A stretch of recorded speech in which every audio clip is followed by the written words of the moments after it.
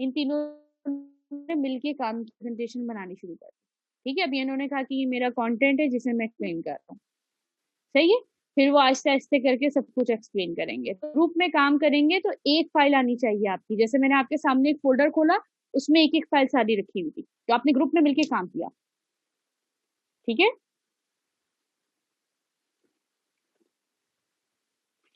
समझ आ गया? और कोई सवाल? अस्सलाम वालेकुम मिस।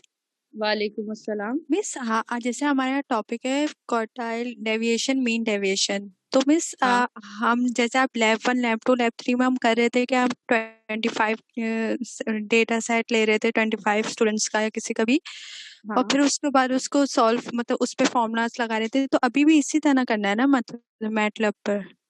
हाँ, उसी तरह करना है, या फिर इससे रेलेवेंट मैं कहूंगी कि इससे रेलेवेंट फंक्शन ढूंढ लो। अगर तुम्हें फंक्शन मिल जाता है, बिल्ट इन फंक्शन मिल जाता है मैटलैब का, ठीक है, जी ये बातें नहीं मिलता तो अपने स्क्रिप्ट लिखना समझा रही हूँ। अब देखो, अब मैं तीसरी चीज आपको जो समझा रही हूँ, अब जो सवाल है आपका वो स्क्रिप्ट लिखने से मुताबिक है। अब वो ये देखें, ये मैं आपके सामने दिखा रही हूँ। अच्छा। अच्छा, अब यहाँ पे आइए, यहाँ पे देखें कि सबसे पहली चीज, इसे मैं बनकर यहाँ, हाँ इसे सब, चलो इसे एक मिनट तुम लोगों के सामने बनाती हूँ। हम्म। अच्छा, अब देखें, सबसे पहले आपके सामने जो है, जैसे मैंने मैटलैब ओपन किया, ये विंडो आपके सामने जैसे आती है वैसे आ गई। ठीक है, इस विंडो पे तुम लोगों ने काम भी किया। ठीक है, काम करना तुम लोग अच्छे से आ गया। अब मैं आपको क्या सिखा रही हूँ, अब मैं आपको आपका फंक्शन बनाना सिखा रही हूँ। फंक्शन बना रही हूँ। अब आपको पता है फंक्शन किसे कहते हैं? ठीक है, इस आउट को आप फंक्शन कहते हो। अब ये मैं और सरबदा इस सेमेस्टर में आपको अच्छे से समझा चुके हैं फंक्शन क्यों इस्तेमाल करते हो, किस लिए करते हैं। अब मैं ये बताना चाहती हूँ कि मैटलैब में फंक्शन किस तरह बनाया जाता है। तो मैटलैब में फंक्शन, ये जो प्लस का साइन है ना, यहाँ पे लिखे हुए होते हैं आपके फंक्शन। अब ये है स्क्रिप्ट, ये है लाइफ स्क्रिप्ट, ये है फंक्शन। तो आप क्या करेंगे, आप इसमें से फंक्शन कॉल करेंगे। जैसे आप फंक्शन पे क्लिक किए, आपके सामने ये एक स्क्रीन हो गई। ठीक है, तो ये एक आपके पास स्क्रीन निकल आई। अब ये स्क्रीन के अंदर जैसे निकल आई, ये इसमें देखें, ये इसका जो है ना सेंटेक्स है, आप इस सेंटेक्स को तंग नहीं करेंगे, बिल्कुल भी डिस्टर्ब नहीं करेंगे। अगर डिस्टर्ब करेंगे तो फिर आपका सेफ नहीं होगा कभी। अब यहाँ देखिए, ये फंक्शन है, ये इसके आउटपुट आर्गुमेंट है। आउटपुट का मतलब है जो भी आपने आउटपुट निकालना है। मतलब फॉर सपोज इन्होंने यहाँ पे एक असाइनमेंट का फंक्शन बनाया हुआ है। क्या बनाया हुआ है कि जो भी यहाँ से इनपुट आएंगे, वो सारे के सारे आउटपुट वेरिएबल में असाइन हो जाएंगे। और वो आउटपुट वेरिएबल जब आप इस फंक्शन को रन करोगे, तो आउटपुट वेरिएबल यहाँ से क्या होंगे, रिटर्न होंगे। तो एक तरीके से देखें, ये बिल्कुल रिटर्न फंक्शन का इन्होंने जो है वो आपको बना के दे दिया है। फंक्शन का पैरामीटर इन्होंने बना दिया है। अब आप यहाँ पे देखिए, फंक्शन का नाम लिखेंगे। अब फंक्शन का नाम जैसे मेरा है, फॉर सपोज मैंने फंक्शन का नाम लिख लिया, मीन निकाल लिया मैं। अब मीन निकालने में मुझे कुछ सेट ऑफ इंस्ट्रक्शंस रिक्वायर्ड है, तो वो सेट ऑफ इंस्ट्रक्शन क्या होगी, तुम लोग सारी सेट ऑफ इंस्ट्रक्शन यहाँ पे लिखोगे। यहाँ पे एक एक करके जो भी कमांड आपने एग्जीक्यूट करानी है, वो सारी की सारी आपने यहाँ लिखनी है। ठीक है, और जो आउटपुट वेरिएबल में डिफाइन करोगे, वो आउटपुट वेरिएबल आप यहाँ भी लिख दोगे। और आउटपुट वेरिएबल आप नल भी कर सकते हो। नल आउटपुट वेरिएबल करके सिर्फ यहाँ पे भी डिफाइन कर दोगे तो भी आंसर बाहर आ जाएगा, कोई इशू नहीं है। अगर आप यहाँ से रिमाइंड कर दोगे, ठीक है, यहाँ नल कर दोगे, यहाँ से चीजें हटा दोगे, तो भी आउटपुट आ जाएगा, कोई इशू नहीं है। ठीक है, लेकिन फिर ये होगा कि आपने वहां से क्या करना होगा, इसमें से ये स्टेटमेंट टर्मिनेटर हटा दें। जब आप ये स्टेटमेंट टर्मिनेटर हटा देंगे, तो फिर आपको आउटपुट यहाँ डिफाइन करने की जरूरत नहीं है। आप ये स्टेटमेंट टर्मिनेटर हटा देंगे तो ये प्रिंट वैल्यू। लेकिन अगर यहाँ स्टेटमेंट टर्मिनेटर लगा लिया, तो फिर आप यहाँ निकाल दें आउटपुट के पैरामीटर्स, तो ये यहाँ से आउटपुट दे देगा आपको। ठीक है, खैर ये डिफरेंट तरीका है, आपको जो इशू हो, जो सहूलत लगती है उस तरह काम करें। ठीक है, तो सबसे पहले अब आपने यहाँ पे क्या किया, यहाँ पे अपने फंक्शन का नाम लिखा। अब फंक्शन का नाम इंपॉर्टेंट चीज है, ये इनपुट क्या होता है, आउटपुट क्या होता है, सब पता है आपको। लेकिन ये फंक्शन के जो कीवर्ड है, ये कभी नहीं हटाइएगा। ये फंक्शन का कीवर्ड और ये एंड का कीवर्ड कभी नहीं हटाना आपने। सही है, ये आपके पास आ गई। ये आपने मीन डिफाइन किया, मीन के अंदर आपने फॉर सपोज दो वेरिएबल डिफाइन कर दिए, ए और बी। ठीक है, यहाँ पे आपने ए वेरिएबल डिफाइन कर दिया और यहाँ आपने बी वेरिएबल डिफाइन कर दिया। फॉर एग्जाम्पल, अगर आपको एक वेरिएबल देना है तो एक दे दें, दो वेरिएबल देना है तो दो दे दें। ठीक है, जितने आपको जरूरत है, मुझे नहीं पता आपको कितनी की जरूरत पड़ेगी, आपने दोनों डिफाइन कर दिए। जब वहां डिफाइन करेंगे तो यहाँ भी चेंज करेंगे उनके नाम। अच्छा, सब कुछ हो गया। सब कुछ होने के बाद अब आपने क्या करना है, इसे सेव करवाना है। सेव करवाने के लिए सिंपल कंट्रोल एस प्लस करेंगे। सिंपल क्या करेंगे, control S. Control S press करेंगे तो एक बात जो सबसे ज्यादा इंपॉर्टेंट है, इसे इसी के ही नाम से ही आप सेव करवाएंगे। अच्छा, आपके सामने जैसे आपने कंट्रोल एस को किया तो आपके सामने एक स्क्रीन अपीयर हुई है। स्क्रीन आपके यस मिस आ गई है। स्क्रीन आ रही है आपके सामने सेव एस की? यस आ रही है। यस ठीक है। अब देखो, सबसे इम्पोर्टेंट जो है वो यह याद रखना है कि जो फंक्शन का नाम दोगे वही नाम से ही आपका फंक्शन सेव होना चाहिए। अगर फॉर सपोज तुम फंक्शन का नाम दे रहे हो स्टैंडर्ड डेविएशन और सेव उसे मीन के नाम से कर रहे हो, तो याद रखना कभी फंक्शन कॉल नहीं होगा तुम्हारा, हमेशा एरर देगा। वो बोलेगा कि नेम इनकॉम्पैटिबल है, आपके तो एग्जिस्ट ही नहीं करती, ये फाइल ही एग्जिस्ट नहीं करती, तो फंक्शन किस बात का कॉल हो रहा है। ठीक है, ये एक तो बाय डिफॉल्ट खुद से ये नाम सिलेक्ट कर लेता है, तो आप इसके खुद से नाम ये सिलेक्ट कर लेगा, आप इसे रहने दीजिए। इसने मैटलैब, अच्छा मैटलैब का जो एक्सटेंशन है वो क्या है, .m। मैटलैब की जो कोड फाइल का एक्सटेंशन है वो क्या है, .m। आप इसे भी चेंज नहीं करेंगे, ठीक है, इसे भी चेंज नहीं करेंगे और ले जाके आप इसे सेव कर देंगे। ठीक है, अब ये बाय डिफॉल्ट कहाँ पे सेव हो रहा है स्टूडेंट, सी के अंदर सेव होगा। आप यहाँ से इसका पाथ दे सकते हैं, सी प्रोग्राम फाइल मैटलैब 18 बिन के अंदर जाके ये सेव हो रहा है। अब ये बाय डिफॉल्ट तो यही है, ठीक है, आप यहीं पे सेव रहने दीजिए कि यहाँ से जाके सेव हो जाएगा। ठीक है, अब मैं सेव दबाऊंगी तो सेव हो जाएगा। अब जब मैं सेव दबा देती हूँ, फिर अब ये कहीं और का पाथ पूछ रहा है तो आप कहीं और का दे दें, कोई इशू नहीं है। अगर कभी कभार आपका कहीं आ रही है तो आप उसे कहीं और का पाथ दे दें, जिस तरह मैं इसे दे देती हूँ डी में, तो यहाँ पे दे देती हूँ, चलो मैंने इसे कहीं और का पाथ डिफाइन कर दिया। अब वो कहीं और का पाथ डिफाइन कर दिया, वो कहीं और का पाथ यहाँ पे डिफाइन नहीं हो रहा। अब ये क्या है, इसका करंट डायरेक्टरी क्या है, इसकी करंट डायरेक्टरी सी पे लगी हुई है। करंट डायरेक्टरी इसकी क्या है, सी पे लगी हुई है, सी प्रोग्राम फाइल मैटलैब। लेकिन मैंने इसे कहाँ पे डिफाइन किया, मैंने इसे डी के अंदर डिफाइन कर दिया। तो तुम्हें यहाँ करना होगा, यहाँ पे इसको सिलेक्ट करना होगा, इस पाथ पे जाओ, यहाँ से जाके सिलेक्ट करो और दूसरा लेकर आओ, यहाँ से जाओ और पीछे जाके जो है वो कहाँ पर आओ, अपनी डी फाइल के अंदर लेकर आओ, या फिर इस पाथ को जहाँ पे मैंने सिलेक्ट किया ना वो पाथ यहाँ पे लाके पेस्ट कर दो। ठीक है, जैसे मैं आपके सामने लिखी हूँ, जैसे मैंने एक पाथ यहाँ पे डिफाइन किया था, जहाँ पे मैंने फाइल रखी थी ना सामा डॉक्यूमेंट में, तो मैं वहां से जाके उसका पाथ कॉपी कर लाती हूँ।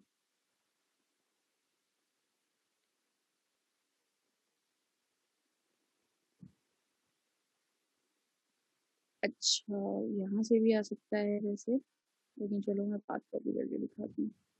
ये देखें यहाँ से हम किस पर आ गए, यहाँ से हम डी पर आ गए।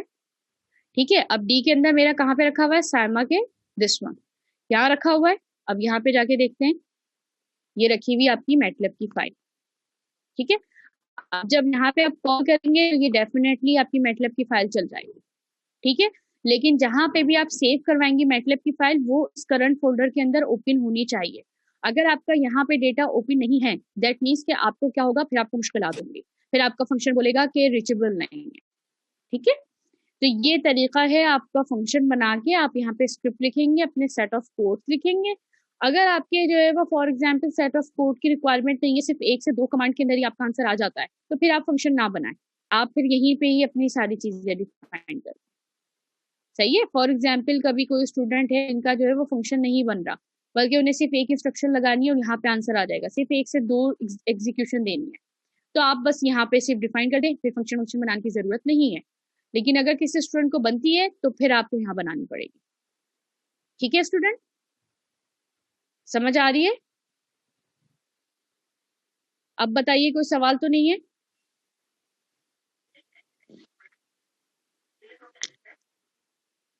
अच्छा, यहाँ पे खौला कर रही थी, खौला।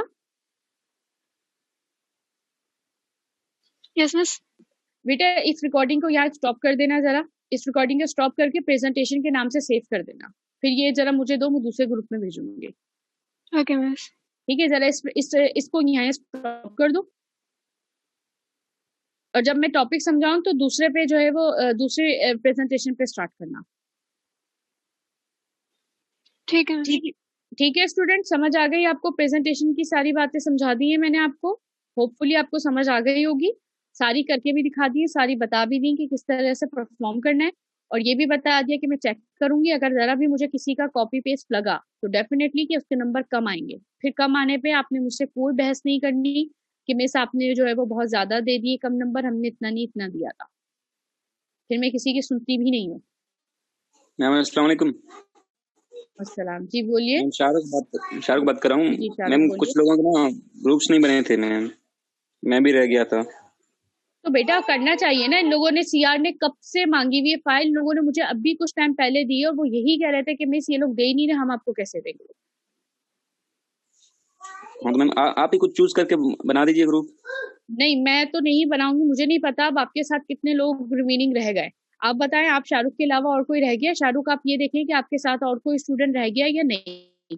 अगर शाहरुख के साथ और कोई स्टूडेंट नहीं है तो फिर आपका सीआर कौन है?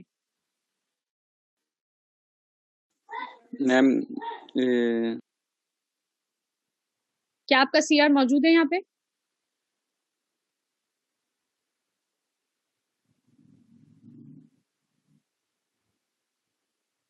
कहाँ गए शाहरुख साहब?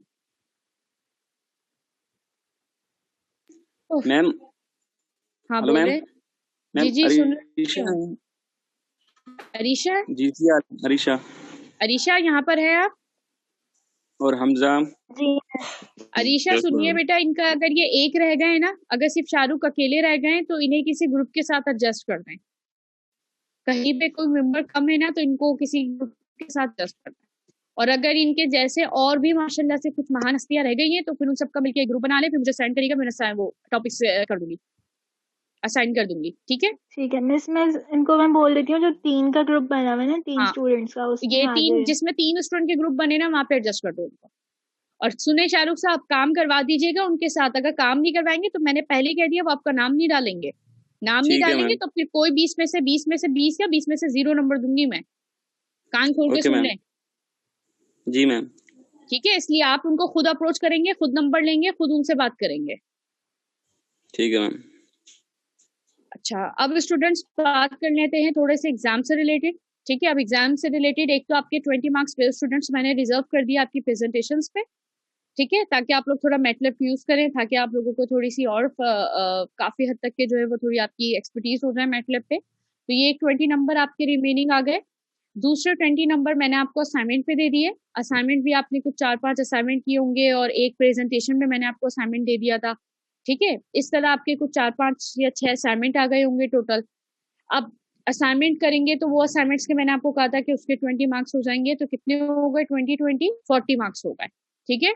अब ये 40 मार्क्स जो है, इसके लिए मैं आपको फिर कह रही हूँ कि ये 40 मार्क्स पूरे के पूरे स्टूडेंट को मिले, ये स्टूडेंट पे डिपेंड करता है। अगर मुझे असाइनमेंट कॉपी पेस्ट लगे कि सपोज एक स्टूडेंट ने असाइनमेंट किया और उसने उसी की छपाई कर दी, या फिर उसी के ही असाइनमेंट को नाम चेंज करके मुझे सबमिट करा दिया, ठीक है, या फिर उसने जो है वो शुरू के एक आध सबमिट करवा और आखिर में पेज ही नहीं करवाए, या फिर उसने किसी और सब्जेक्ट के असाइनमेंट का नाम चेंज किया और मुझे सबमिट करा दिया, क्योंकि पिछले सेमेस्टर में ये सारी चीजें मैंने फेस की हैं, तो उसके मार्क्स ऑन द स्पॉट कम आएंगे।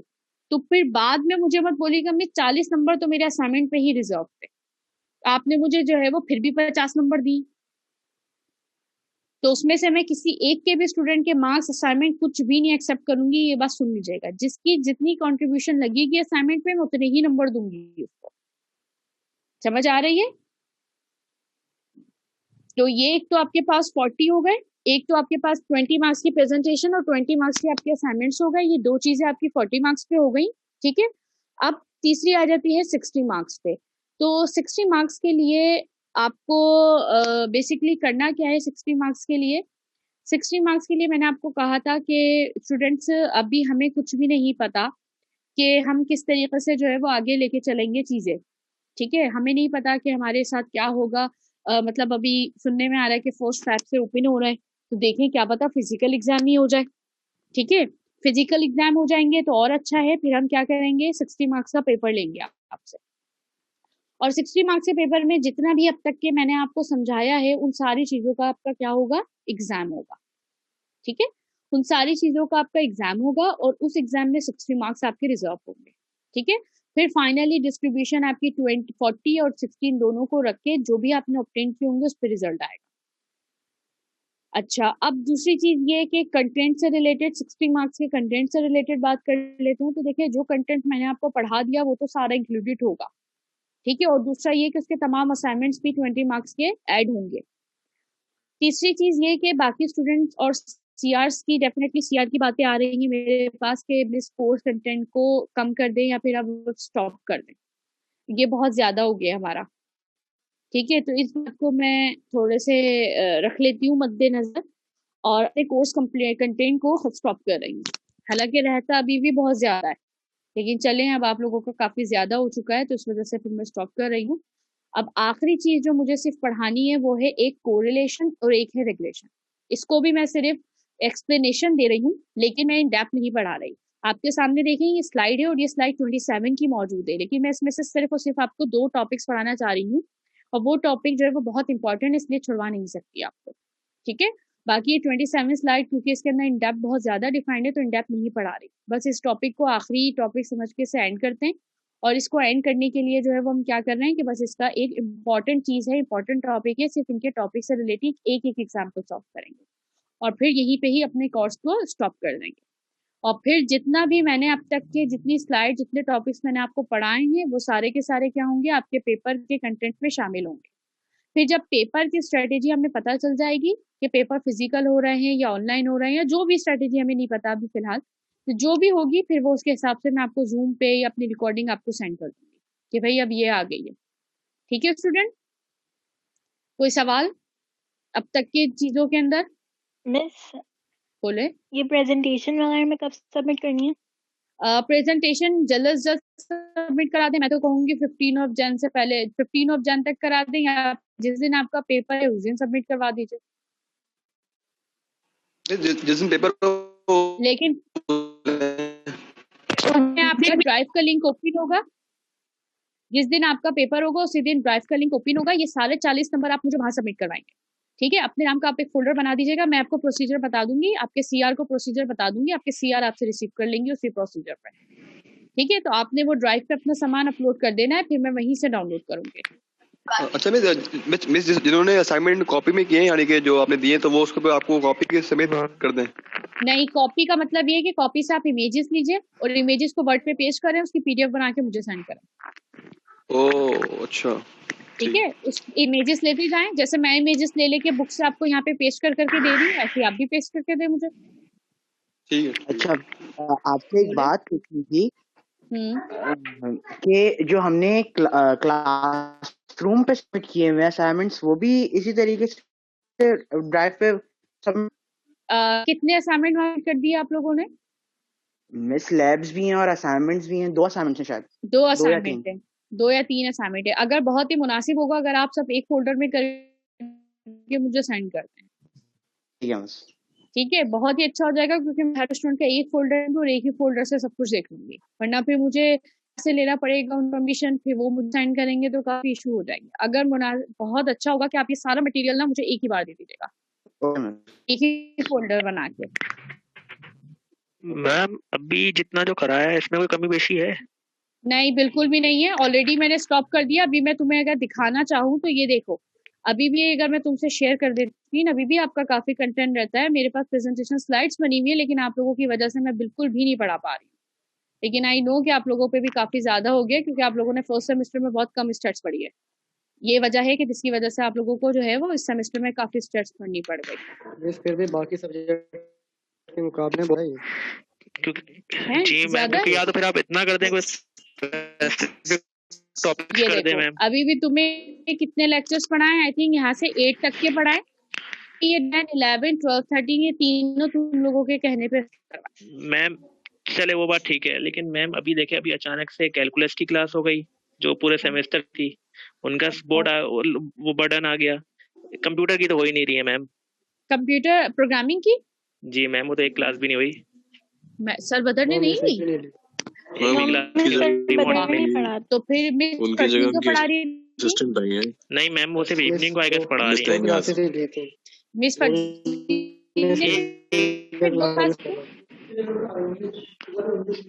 और मैम ये पता है ना, ये एंड के दिनों में सारा लोड हमारे ऊपर ही आने वाला है। पेपर फिर फिजिकली होंगे और पूरा आएगा। मिस फिजिक्स की क्लास भी नहीं हुई है अभी, उनका भी कोर्स नहीं खत्म हुआ। फिजिक्स में भी उन्होंने भी सिर्फ पीपीटी पकड़ा दिए हैं कि वो भी करनी है, फिर कोई लेक्चर नहीं हुआ, सिर्फ पीपीटी पढ़ा दिए। यूट्यूब से लिंक्स दे दिए।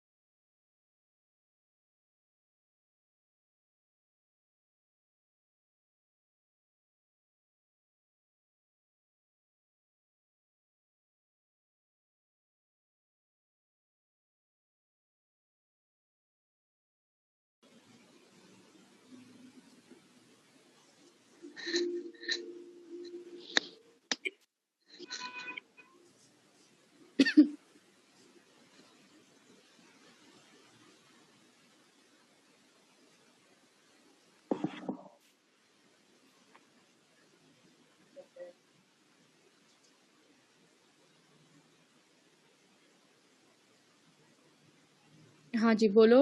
आवाज आ रही है स्टूडेंट? Yes miss. जी मिस आ रही है।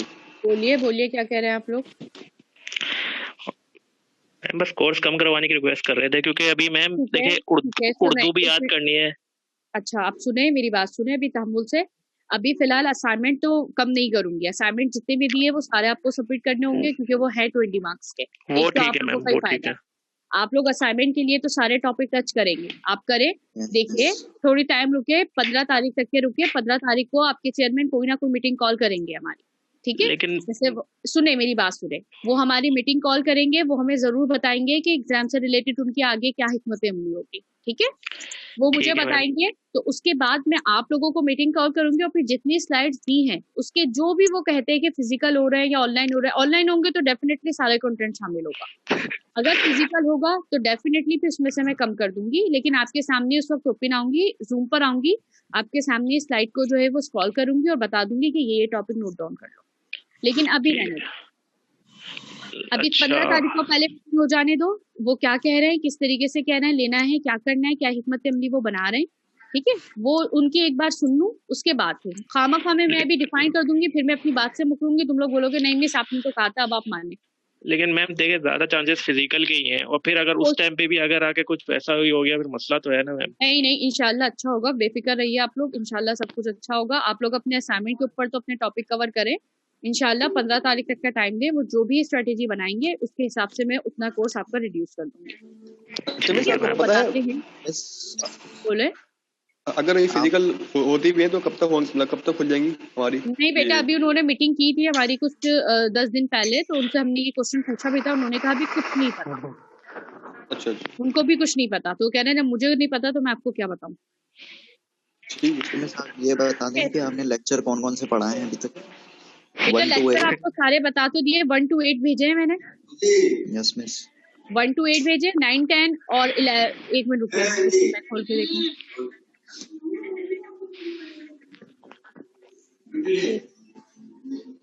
1 से लेके 8 तक के मैंने भेजे, 9, 10 और 11 मैंने स्किप कर दिया, ठीक है? कि आपके पास लेक्चर होंगे और ये इम्पोर्टेंट टॉपिक्स मैं पढ़ा रही हूँ। Yes miss. मिस 9, 10 आपने कट कर दिया है। 9, 10 आपके कट करवा दिए, ठीक है? और बाकी ये जो है वो मैं पढ़ा रही हूँ।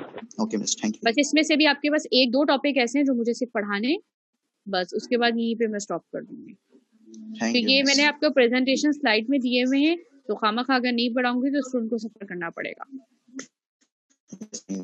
तो यहाँ पे जो है वो सिंपल से बस हमें कोरिलेशन और रिग्रेशन पे बात करनी है, मिस ठीक है? तो बस याद, बोलो।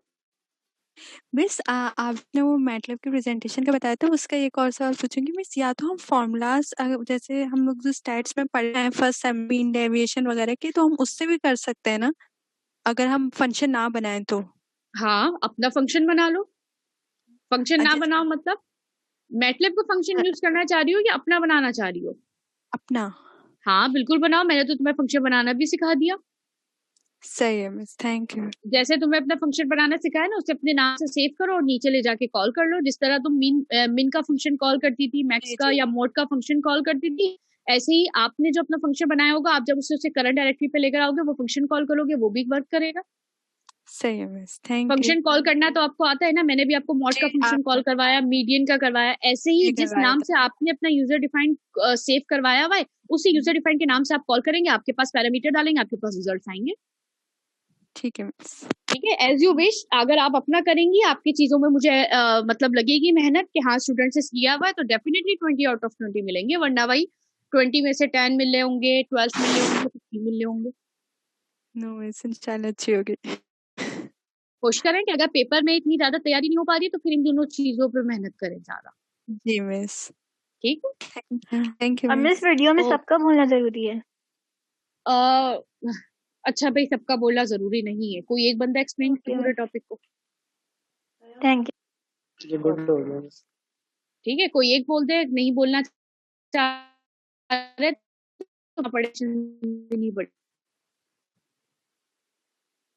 अच्छा, अब यहाँ पे देखें, पहली चीज आ गई आपके पास कोरिलेशन की। कोरिलेशन और रिग्रेशन सबसे इंपॉर्टेंट चीज है स्टैट्स की। इसके अंदर हम रिकॉर्ड नहीं हो इस्तेमाल रहा, करते हैं रिकॉर्डिंग का कोरिलेशन। ऑप्शन दे दीजिए प्लीज। अच्छा, एक मिनट, रिकॉर्ड नहीं हो रहा। फॉला वो प्रेजेंटेशन के नाम से तो बना ली ना तुमने रिकॉर्डिंग? जी उसे कन्वर्ट करनी है, कन्वर्ट करके सेंड कर दूंगी आपको। मुझे नहीं, वो इसी चैनल पे डालना, ताकि वो बाकी के स्टूडेंट मांग रहे थे मुझसे रिकॉर्डिंग, तो वो मुझे उन्हें भेजनी है। जी ठीक है। ठीक है। अच्छा, अभी ये वाले कोरिलेशन वाला टॉपिक अब तुम रिकॉर्ड कर लो। तो सबसे पहले ये हमारा लास्ट टॉपिक है कोरिलेशन और रिग्रेशन, जिसके अंदर मैं आपको कंप्लीट चीजें नहीं डिस्कस करूंगी, सिर्फ वो इम्पोर्टेंट चीजें डिस्कस करूंगी जो हमें जो है वो आगे लेके जानी है। तो सबसे पहले आपके पास कोरिलेशन और रिग्रेशन की बात है। तो कोरिलेशन और रिग्रेशन के जो कीवर्ड्स हैं ये सबसे ज्यादा इंपॉर्टेंट हैं, और ये क्यों इस्तेमाल होते हैं स्ट्रेच में, ये हम देख लेते हैं। देखो, कोरिलेशन हमारे पास क्या करता है, कोरिलेशन आपके पास बहुत इंपॉर्टेंट है। ये हम क्यों इस्तेमाल करते हैं, ये हम इस्तेमाल करते हैं दो वेरिएबल के दरमियान में एसोसिएशन चेक करने के लिए, या उसकी स्ट्रेंथ चेक करने के लिए हम कोरिलेशन निकालते हैं। कोरिलेशन का मतलब ये है, अगर आपके पास एक वेरिएबल एक्स है, एक वेरिएबल वाई है, तो आप चाहते हो वेरिएबल के दरमियान में क्या स्ट्रेंथ है। तो ये देखें, ये एक्स वेरिएबल है, एक ये वाई वेरिएबल है, ठीक है। अब आप चाहते हैं कि इस एक्स वेरिएबल और इस वाई वेरिएबल के दरमियान में जो वो स्ट्रेंथ चेक करना चाहते हैं, ये इनके दरमियान में जो है वो एसोसिएशन चेक करना चाहते हैं कि अदर इसके दरमियान एसोसिएशन है कैसी। तो इस एसोसिएशन को चेक करनी है कि इन दोनों में कितनी एसोसिएशन है। तो ये हम किसके जरिए चेक करते हैं, ये हम चेक करते हैं कोरिलेशन के जरिए। अब कोरिलेशन के जरिए मतलब ये कि फॉर एग्जाम्पल, अगर अब यहाँ पे एग्जाम्पल भी है, जैसे एक एग्जाम्पल के अंदर आपसे कहा जा रहा है कि अगर एक फॉर सपोज के एक पॉपुलेशन है, उसमें एक फादर है। अब इस फादर की हाइट जो है वो ऑलमोस्ट क्या है 6 है। तो आपको पता है उसके चाइल्ड भी डेफिनेटली उस सेम हाइट के या उससे कम ज्यादा हाइट के या फिर उसी जैसे हाइट के जो है वो चाइल्ड हो सकते हैं। एग्जाम्पल तौर पे मैंने इस पॉपुलेशन में से बहुत सारे फादर्स को जो है वो सिलेक्ट कर लिया, एक सैंपल बना लिया। अब उस सैंपल में मैं चेक करना चाहती हूँ भाई इनके जो कितने हाइट के, अगर फादर की हाइट 6 है तो इनके सन की हाइट्स क्या होंगी। इस टाइप का मैंने क्या हुआ, एक एक्स के अंदर एक फादर का डेटा सिलेक्ट कर लिया, वाई वेरिएबल के अंदर एक स्टूडेंट्स का इनके सन का डेटा जो है वो मैंने क्या किया, सिलेक्ट कर लिया। अब मैं इन दोनों के दरमियान में एसोसिएशन चेक करना चाह रही हूँ, आइदर एक की एसोसिएशन इंक्रीज हो रही है तो दूसरे की भी इंक्रीज हो रही है, या एक की डिक्रीज हो रही है तो दूसरे की भी डिक्रीज हो रही है, ठीक है। तो ये आपस में सारी एसोसिएशन मुझे चेक करनी है। तो इसको हम क्या कहते हैं, सिंपल कोरिलेशन कहते हैं। तो कोरिलेशन का कीवर्ड जो है बेसिकली स्ट्रेंथ या एसोसिएशन मालूम करने के लिए कहा जाता है। अब ये एसोसिएशन के नेचर्स कितने होते हैं, 3 तरह के होते हैं, एक होते हैं पॉजिटिव, एक होता है नेगेटिव, एक होता है जीरो। पॉजिटिव का मतलब ये है कि आप क्या कर रहे हो, मूव कर रहे हो। पॉजिटिव कोरिलेशन है, इसका मतलब है आप डिक्रीजिंग से आप यहाँ से आप स्मॉल से जो है वो आगे क्या जा रहे हो, इंक्रीजिंग की तरफ, ठीक है। तो आप क्या कर रहे हो, आप यहाँ पे स्मॉल से जो है वो आप क्या कर रहे हो, मूव कर रहे हो इंक्रीजिंग की तरफ, अगर आपका पॉजिटिव कोरिलेशन है। अगर आपका नेगेटिव कोरिलेशन है तो इसका मतलब है रिलेशन जो है वो पहले की वैल्यूज की बड़ी थी, लेकिन उसके बाद आपकी कोरिलेशन क्या डिक्रीज होता जा रहा है। डिक्रीज का मतलब पहली वैल्यू आपकी 10 थी, फिर 9, फिर 8, फिर 7, 6, फिर 5, 3, 2, इसका मतलब है इसका कोरिलेशन आपका डिक्रीजिंग हो रहा है। तो ऐसे कोरिलेशन हम क्या कहते हैं, नेगेटिव कोरिलेशन। जो इंक्रीजिंग की तरफ होता है 1, 2, 3, 4, 5, 6, 7, 8, 9, 10, इस कोरिलेशन को हम कहते हैं पॉजिटिव कोरिलेशन, ठीक है। अब इसमें कुछ टाइप होती है हमारे पास कोरिलेशन की, जैसे यहाँ पे आपके पास गिवन है कि मेथड ऑफ स्टडीइंग कोरिलेशन। आपके पास कितने मेथड स्टडी होते हैं, सबसे पहला होता है ग्राफिकल, दूसरा होता है मैथमेटिकल मेथड। ग्राफिकल मेथड मतलब होता है स्कैटर डायग्राम। आप क्या करें, अपने ये जो एक्स और वाई वेरिएबल है इनको ग्राफ प्लॉट करें। इसका क्या प्लॉट करें, ग्राफ। अगर मैं बोलूँ स्टूडेंट मुझे एक्स वाई वेरिएबल आपके पास गिवन है, जरा ग्राफ प्लॉट कर दें, तो आप आराम से ग्राफ प्लॉट कर सकते, बोलेंगे मैं सभी कर देते। आप जब इनका ग्राफ प्लॉट करेंगे, एक को वाई पे देंगे और एक को एक्स पे देंगे, उसके कुछ पॉइंट्स होंगे, आप बनाते जाएंगे। ऐसे ही आपने कुछ पॉइंट्स लगा दिए। अब जब आप उस पॉइंट्स को लगाएंगे तो आप उन पॉइंट्स को देखते हुए खुद से इमेजिन कर सकते हैं कि भाई ये पॉइंट जो है वो इंक्रीज हो, इस तरफ इंक्रीज हो, ठीक है। फिर आप ये करेंगे, इस पॉइंट्स को देखते हुए, ये जो पॉइंट सेट लगाए हैं आपने अपने डेटा सेट से, ये पॉइंट को देखते हुए आप समझ रहे हैं कि ये पॉइंट दिख तरफ जा रहा है। तो आपकी जो भी वैल्यू मतलब जो भी ग्राफ होगा वो आपको बता रहा होगा कि आपका पॉइंट पॉजिटिव कोरिलेशन या फिर परफेक्ट पॉजिटिव कोरिलेशन। परफेक्ट का मतलब क्या है, अब यहाँ पे देखिए जो आपने एक लीनियर लाइन ड्रॉ की है अपने ग्राफ पे, जो ये लीनियर लाइन ड्रॉ की है, ये क्या है, ये इसमें से कुछ पॉइंट आपके लीनियर लाइन के करीब है, कुछ पॉइंट आपके लीनियर लाइन के करीब नहीं है। अगर ऐसा कोई पॉइंट जो आपके परफेक्ट बिल्कुल लीनियर एक पॉइंट्स के अंदर मौजूद है, बिल्कुल परफेक्टली बिल्कुल स्ट्रेट जो है वो पॉइंट्स बन रहा है, क्या कहोगे? ऐसे ग्राफ को आप कहते हो परफेक्ट पॉजिटिव लीनियर इक्वेशन।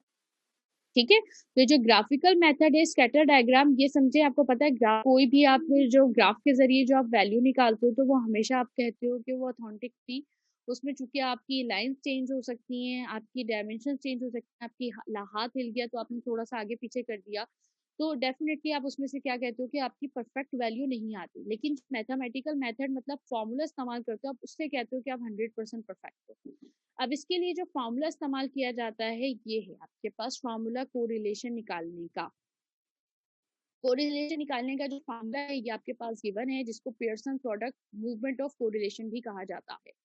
ठीक है, एक तो आप ग्राफ के जरिए, ग्राफ का मतलब है एक्स वाई की वैल्यू को आपने जो है वो एक्स वाई पे कर दिया और पॉइंट्स लगा दिए, और पॉइंट्स लगाने के बाद आपने चेक कर लिए कि ये पॉइंट मतलब इंक्रीजिंग की साइड है, डिक्रीजिंग की साइड है, या फिर लीनियर लाइन पे परफेक्ट जा रहा है, तो आप इस तरह अपनी वैल्यूएशन डिफाइन कर देते हो। कोई वैल्यू नहीं डिफाइन कर पाते आप उसकी। तो यहाँ पे ये कोरिलेशन क्या कर रहा है, ये इसकी ये फॉर्मूला अगर आप कैलकुलेट करेंगे तो उसकी परफेक्ट वैल्यू डिफाइन करेगा। और जो वैल्यू ऑफ कोरिलेशन होती है वो -1 से +1 के दरमियान होती है। इसके अलावा आपके पास कोरिलेशन नहीं आएगी, अगर इसके बाद आएगी तो वो एक्सेप्टेबल नहीं होती।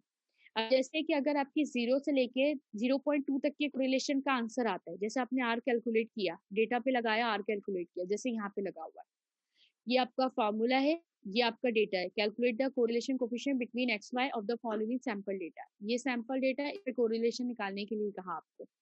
सबसे पहले इन्होंने क्या कहा, समीशन एक्स वाई को मल्टीप्लाई करें। अब आपको पता है ये फॉर्मूला सब्स्टिट्यूट कैसे होगा, समीशन एक्स वाई, इसका मतलब है एक्स वाई को मल्टीप्लाई करें फिर उसका सम करें।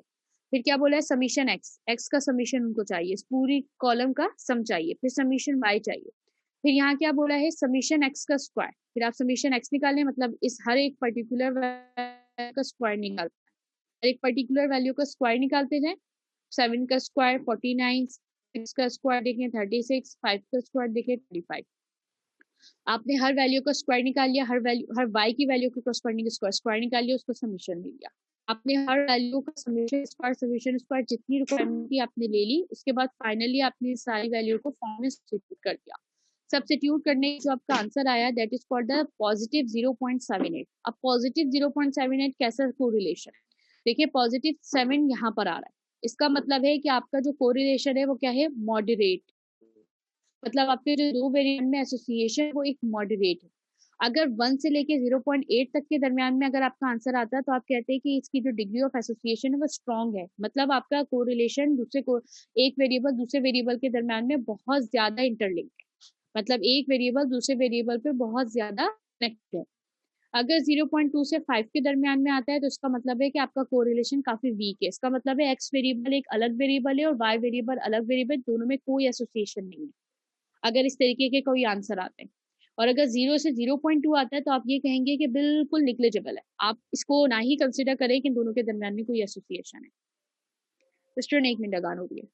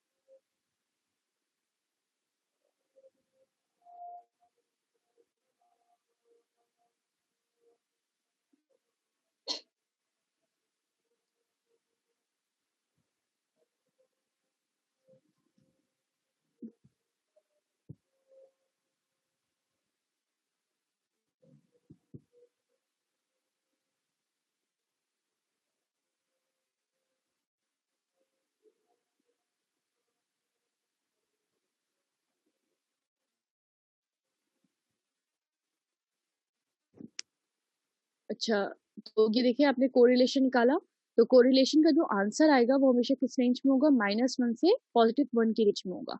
अब वो जो रेंज का आपका आंसर आएगा वो क्या होगा कि आप उसमें देख सकते हैं कि इसकी स्ट्रेंथ ऑफ कोफिशिएंट क्या होगी। तो अगर इस इन पॉइंट्स के दरमियान में आता है तो आप कह सकते हो, आप कमेंट कर सकते हो कि आपकी कोरिलेशन जो है वो किस एसोसिएशन या किस डिग्री पे जो है वो लाई करती है। ठीक है, तो इसे कहते हैं कोफिशिएंट ऑफ कोरिलेशन। ठीक है, ये आपके पास कोफिशिएंट ऑफ कोरिलेशन और ये कोफिशिएंट ऑफ कोरिलेशन का फॉर्मूला। ठीक है, और अगर इसकी नेगेटिव आ जाए, अगर इसकी वैल्यू नेगेटिव के अंदर आ जाए तो आप नेगेटिव के अंदर क्या कहोगे, अगर पॉजिटिव आती है, अगर पॉजिटिव कोरिलेशन आता है तो आप कहोगे कि भाई ये पॉजिटिव कोरिलेशन है, और अगर नेगेटिव में वैल्यू आती है तो आप क्या कहोगे कि नेगेटिव कोरिलेशन, क्योंकि ये जो है वो डाउन साइडिंग की तरफ आएगा। ठीक है, तो उसका मतलब ये होता है।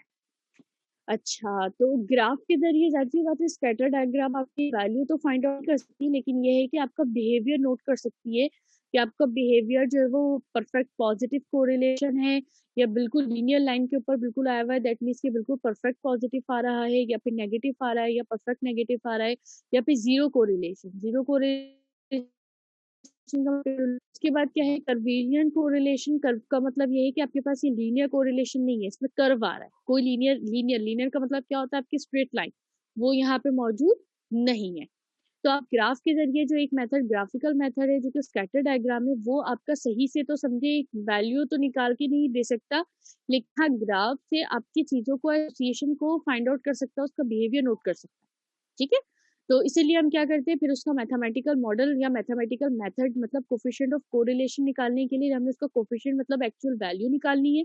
तो फिर वो एक्चुअल वैल्यू निकालने के लिए हमें क्या जरूरत पड़ती है, इस फॉर्मूले की हमें जरूरत पड़ती है। फिर ये फॉर्मूला हम कैलकुलेट करते हैं और फिर अपनी जो आंसर आता है उसको हम मेजर करते हैं कि अदर इन दो वैल्यूज के दरमियान में कितना एसोसिएशन मौजूद है। अब जैसे कि अगर मैं एग्जांपल लूं कि भाई मैं ये देखना चाहती हूँ कि भाई मैं फॉर सपोज कोई बीट जो है वो समझो कोई एक एग्जांपल देती हूँ मैं आपको, फॉर एग्जांपल हाँ चलो एक बारिश का मैं डेटा सेट लेती हूँ और उस बारिश का डेटा सेट पे मैं देखती हूँ भैया ये कौन कौन से फैक्टर पे डिपेंड कर रहा है। मतलब ये कि बारिश जो है वो बेसिकली किस किस फैक्टर पे डिपेंड करती है।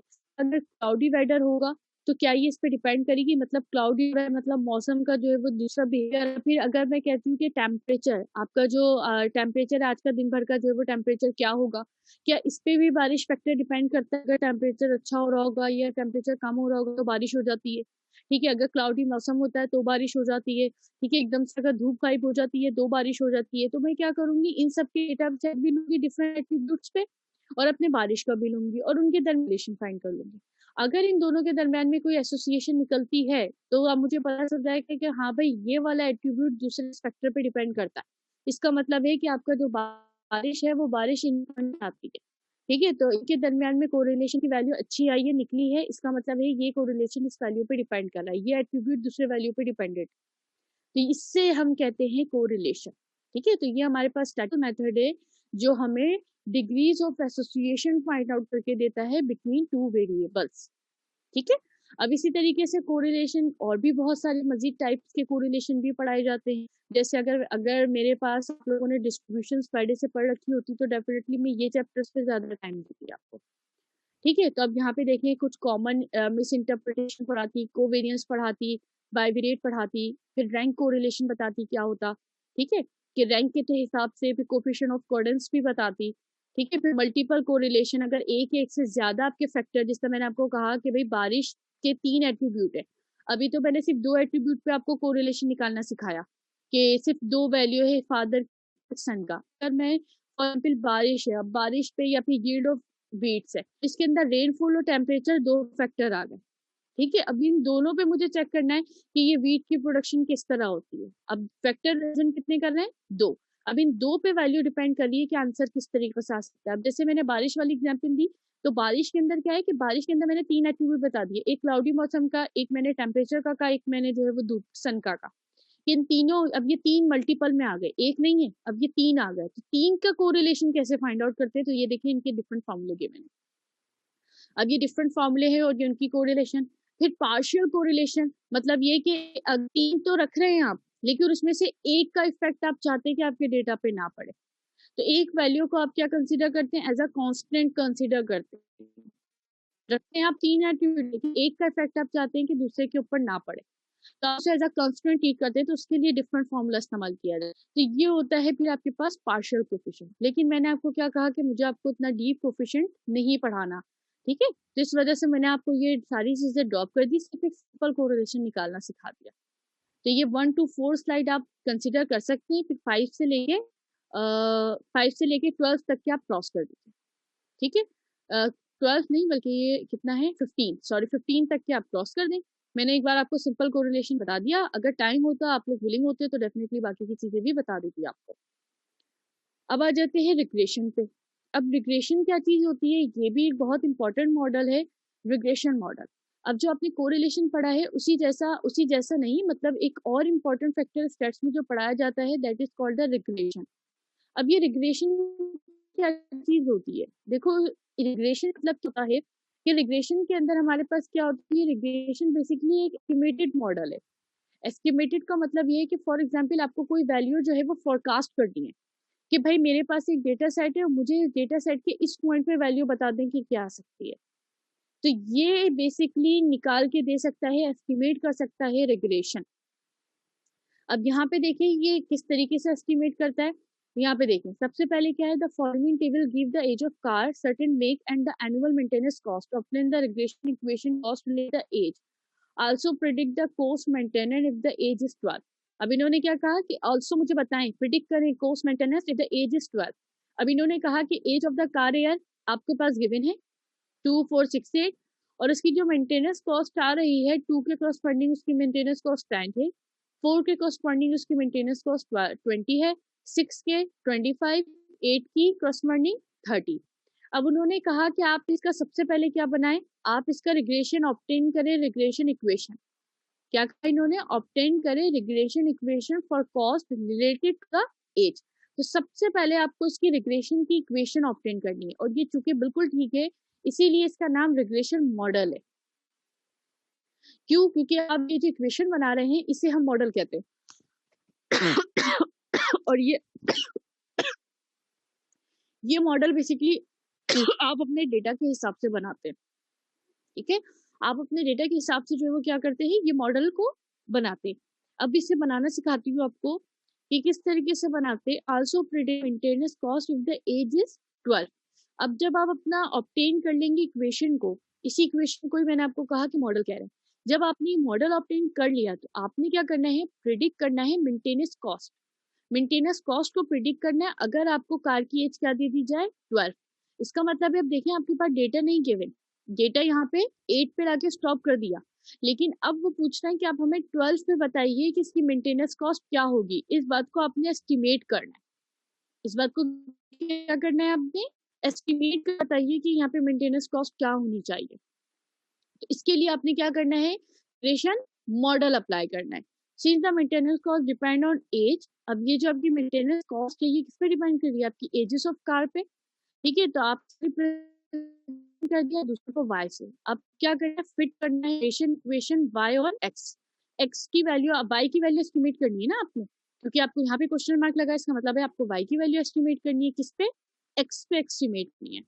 तो x पे y एस्टिमेट करने के एक फॉर्मूला आपके पास रिग्रेशन फॉर्मूला है that is called the regression model, जिसके स्लोप फॉर्मूले से भी याद किया हुआ होगा, ठीक है। लेकिन अभी आप इसे क्या कह सकते हो, इसे रिग्रेशन मॉडल कह सकते हो, आपके हिसाब से तो स्लोप फार्मूला, लेकिन यहाँ पे हम इसे as a regression model use कर रहे हैं।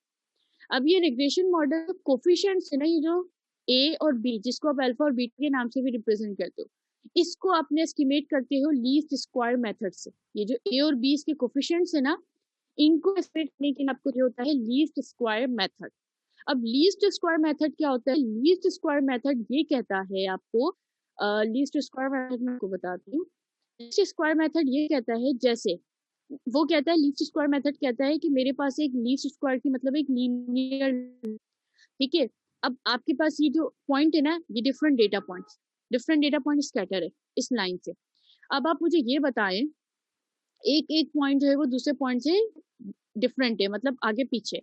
अब आपसे ये पूछा जा रहा है कि ये जो लाइन, अब जैसे ये वाला एक पॉइंट है, ये पॉइंट इस लाइन से कितना दूर है, काफी ज्यादा दूर है, ये वाला के बाद ये पॉइंट आता है, फिर नेक्स्ट लाइन आती है।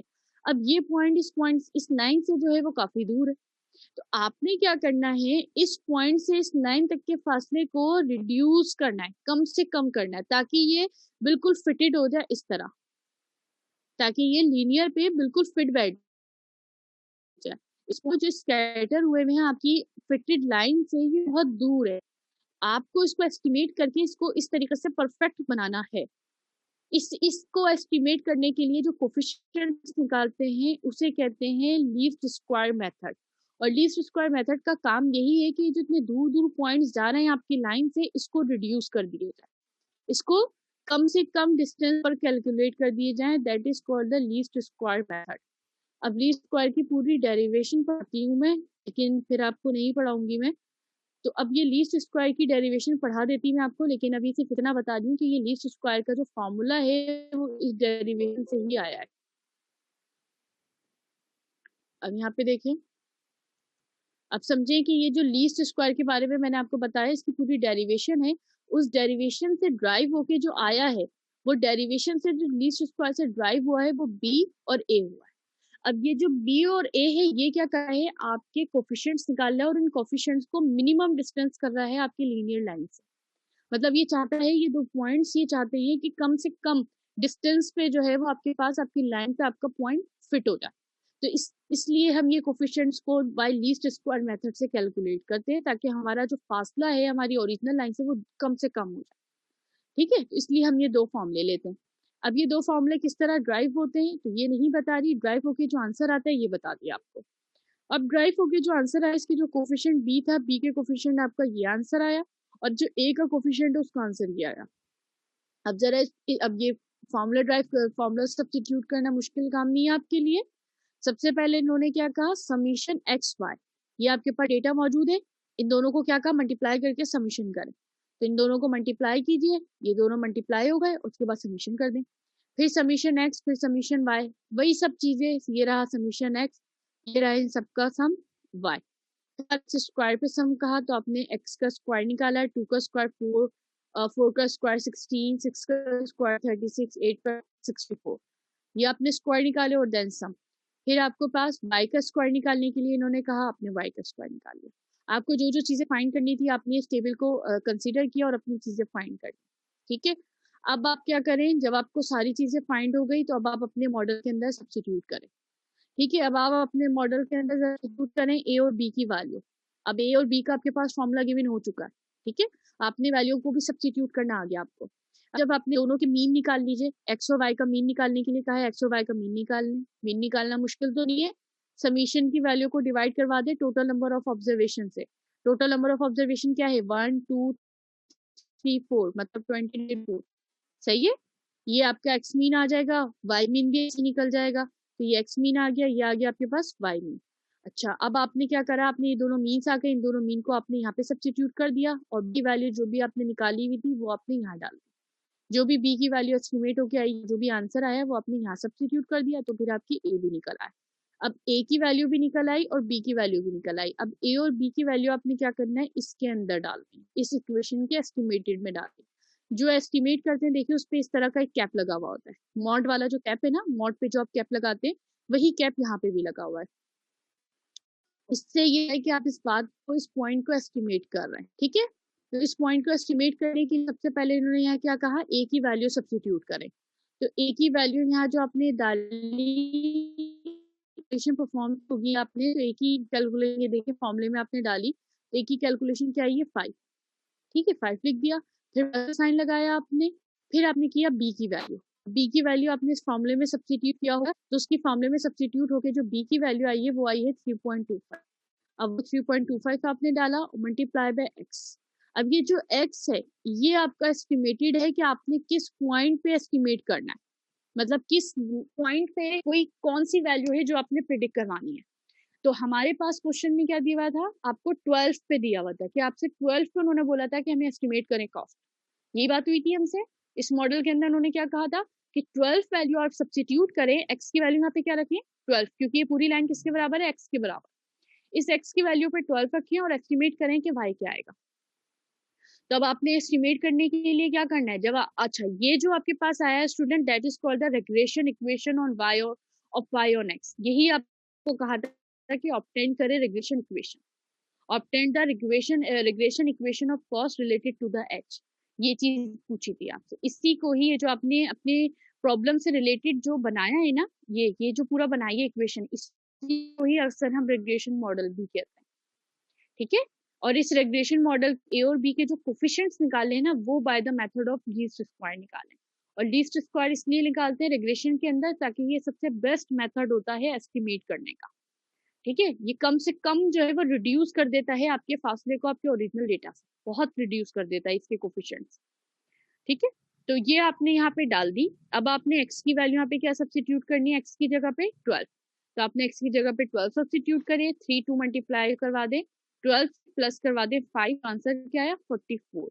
इसका मतलब है कि 12 के ऊपर आंसर का 44। यहाँ पे अगर मैं एस्टिमेट करा तो मैंने यहाँ पे क्या एस्टिमेट किया कि 12 के ऊपर जो आंसर आएगा यहाँ पे आएगा 44। इसका मतलब कि 12 के ऊपर जो इसकी मेंटेनेंस कॉस्ट आएगी वो आएगी 44। तो इसे कहते हैं रिग्रेशन मॉडल। और रिग्रेशन मॉडल के जरिए आपने क्या किया कि ये आपने प्रिडिक्ट कर लिया या फिर एस्टिमेट कह सकते हो, क्योंकि ये वाई कैप एस्टिमेट कैप को डिफाइन करता है।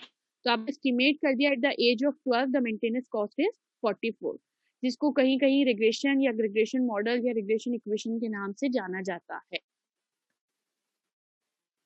अब यहाँ तो सिर्फ 2 वेरिएबल्स थे स्टूडेंट्स।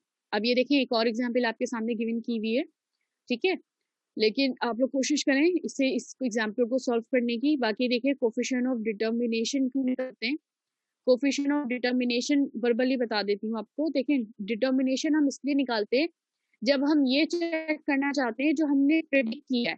जैसे अभी तुमने देखा यहाँ पे जो डिक्ट है, ये मैं चेक करना चाहती हूँ 54 प्रेडिक्ट किया है, ये कितने % सही है। जो मेरा कोफिशिएंट है 44%, ये मेरा कितना अच्छा है,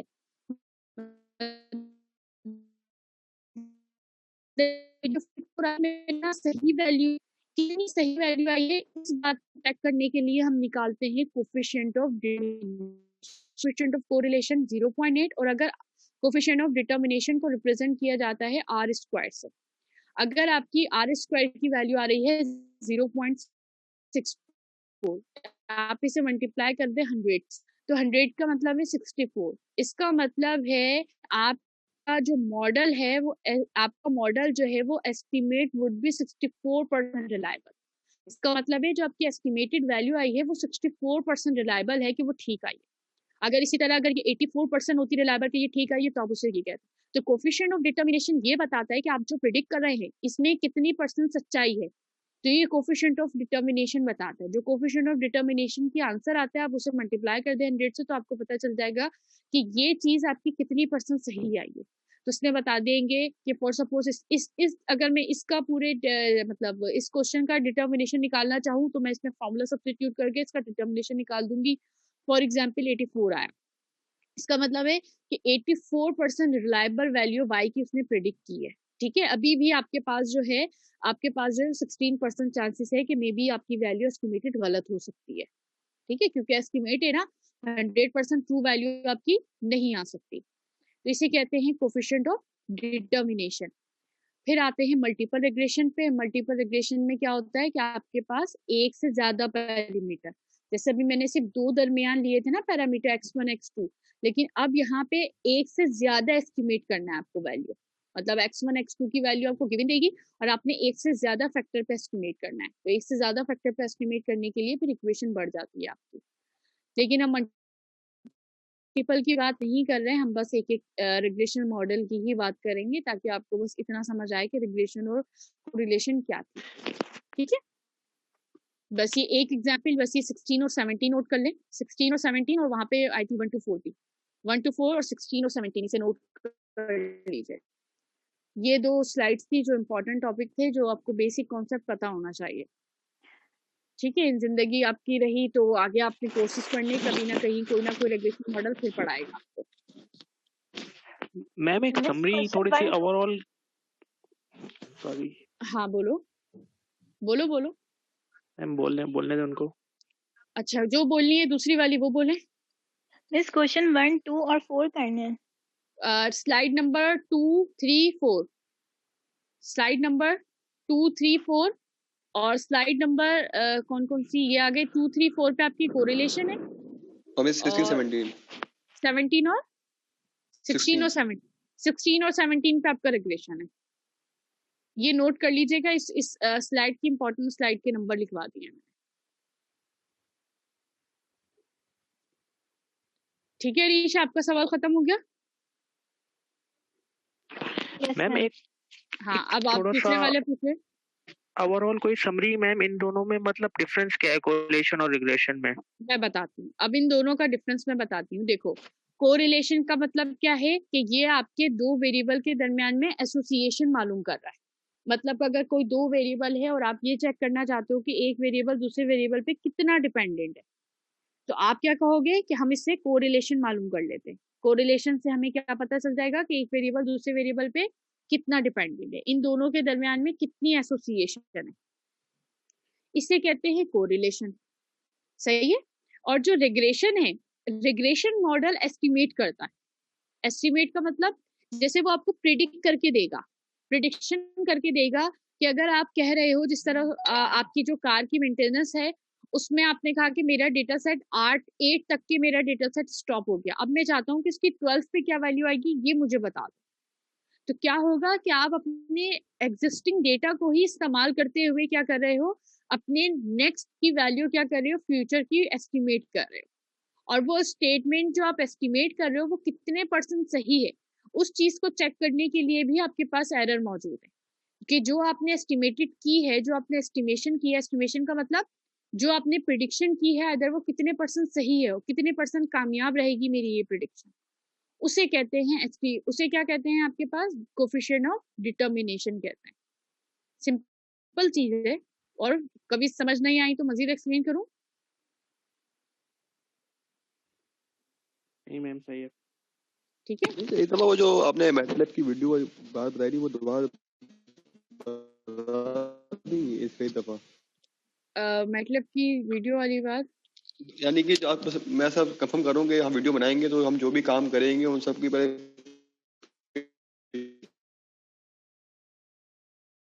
जस्ट देखिए स्लाइड शो के तरीके से बनाएंगे। देख लो उसको, चलो ठीक है सही ठीक। रुको मैं सेंड कर देती हूँ ताकि आप लोगों की, अब एक्चुअली है भी मसला ये कि वो भी माशाल्लाह है तो बोलो उसके मुताबिक कोई जवाब नहीं आना था, आगे पीछे अपनी मर्जी चलाई है उन्होंने भी।